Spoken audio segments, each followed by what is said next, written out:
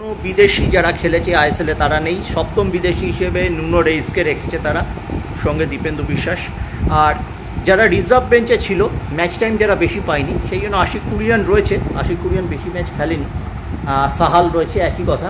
আর যারা রেগুলার খেলেছে, মানে ইন্ডিয়া ক্যাম্পে যারা রেগুলার থাকে, আশিস রাই থেকে শুভাশিস বসু, বিশাল কেইত, অনিরুদ্ধ থাপা, আপুইয়া, এটা কেরল ব্লাস্টার্সের সাথে খেলা। কেরল 4টে ফরেনার আছে, জেমিনেস আছে, নোয়া ভালো সাইড, এবং দানিশ ফারুককে দেখলাম নতুন কোচ খেলালেন, নোয়াকে একটু ভেতরে ঢুকিয়ে থেকে অপারেট করালেন।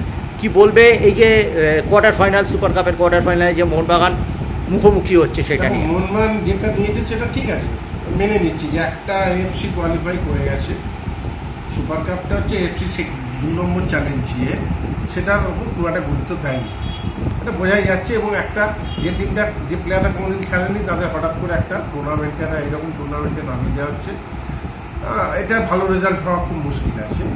এটা অফিসিয়ালরা বা কোচ ডিসিশন নিয়েছেন, হয়তো অনেক কিছু চিন্তা করে, ভবিষ্যৎ চিন্তা করে নিয়েছেন, কিন্তু রেজাল্ট ভালো হওয়ার কথা নয়। যে একটা টিম সারা বছরে প্লেয়ারগুলো খেললো না, 10 মিনিট খেললো কি 5 মিনিট খেললো, সেখানে ফুল টিম একটা এরকমভাবে নামিয়ে তার কম্বিনেশন, তার আগে কোনো ম্যাচ খেলা হলো না, ডাইরেক্ট আমি টুর্নামেন্টের কোয়ার্টার ফাইনালে বাই পেয়ে গেলাম, প্রি কোয়ার্টার ফাইনালে বাই পেয়ে কোয়ার্টার ফাইনালে। কেরলের অ্যাডভান্টেজ, তারা একটা ম্যাচ খেলেছে, এই টিমটা ম্যাচ খেলেছে, ভালো খেলেছে, ভালো ম্যাচ খেলেছে, এবং চার্চিলের বিরুদ্ধে বাই পেলো। ম্যাচটা হলেও বোধহয় মোহনবাগান একটু বুঝতে পারতো নিজেদের শক্তি, ভালো ম্যাচটা মোহনবাগানে খেলা উচিত ছিল, তাহলে মোহনবাগান দেখে নিতে। না, এখানে মোহনবাগানে কিছু করার ছিল না, চার্চিল নাম তুলে নিয়েছে, নাম তুলে নিয়েছে ঠিক আছে, কিন্তু আমার কথা হচ্ছে মিলিয়ে ঝুলিয়ে টিমটা করলে মোহনবাগানে ভালো হতো। যত মোহনবাগান একটা নাম, তো সেই নামটার তো একটু তোমায় রেসপেক্ট দিতে হবে।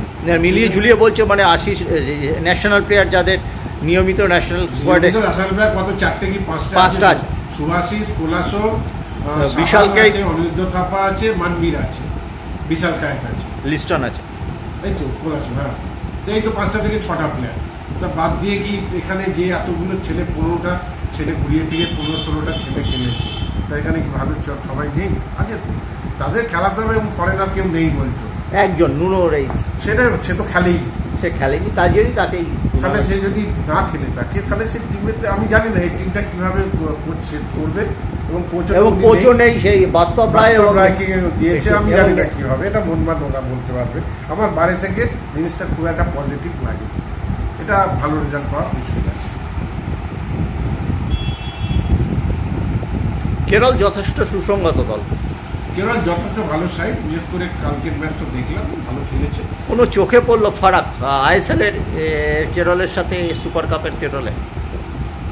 আইএসএলের কেরলের না, দেখো গোল মিস, ওরাও প্রথম থেকে জেমিনেজ দুটো যা ফার্স্ট হাফে মিস করেছে, জাস্ট মানে সমান অযোগ্য, জাস্ট পাটা ঠেকানো।